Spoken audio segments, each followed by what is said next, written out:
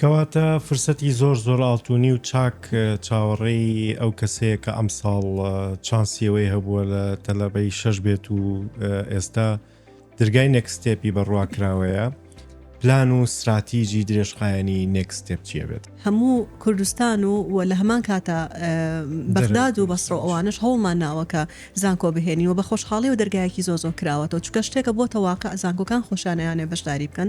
تەبان نێکستێپ پلانێکی استراتیژی 5 ساڵەمان هەیە و دواتر لە دوای ئەوەش بەرەو 15 ساڵ ڕۆژەی نێکستێپ یەک جار نییە، ساڵی یەک جار ڕوو نایەت بۆ لەمەوە بەڵکو لە چەندین بۆعدی تری پەروەردەیە خۆی ئەبینێتەوانێ و دەست پێشخەریمان ئەبێت چونکە ئەمە دەرفەتێکی زێڕینە بۆ خوێندکاران و لە پێناو خزمەتکردن بە پەروەردە و خوێندن و بۆ گەنجانەیە دروست کراوە و جگەلەوە ئەمە تەنها هێنانی زانکۆکان نییە لە دەروی کوردستان و لە ناو کوردستانە بەڵکو هێنانی خوێندکارەکانیشە لەسەر تێچووی نێکستێ بۆ ئەوەی کە ئەم خوێندکارانەش ئەکسسیان هەبێت کە ئەم زانکۆیانە ببینن بە خۆشحاڵیەوە ئەو دروشمێک کە ئەم ساڵ هەڵمامژاردووە لە خۆ نییە کە باس لە کواڵەتی خوێندنەکەین کە باس لە دەرفەتی کار و بازاری کارەکەین و لە هەمان کاتە ژیری دەستکرد.